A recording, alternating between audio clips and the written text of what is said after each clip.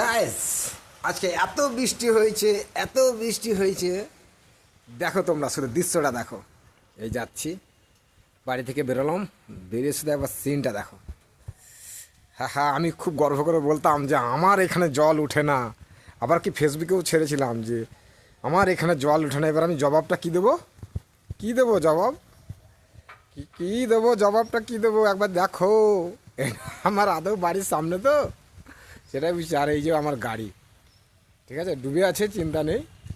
আর এই যে ওটা পুরো পুরো ছাড়ি দাও, ওইটা পুরো খালি করে দাও উসকো। হ্যাঁ, এই যে এটা রাত্রিরে ছাড়তে হতো, এখন ছাড়লে বেরোবে না মাল। হ্যাঁ, বন্ধ করে দাও, রাত্রে ছাড়বে মাল বেরোবে। তো যাই হোক, দেখে নাও।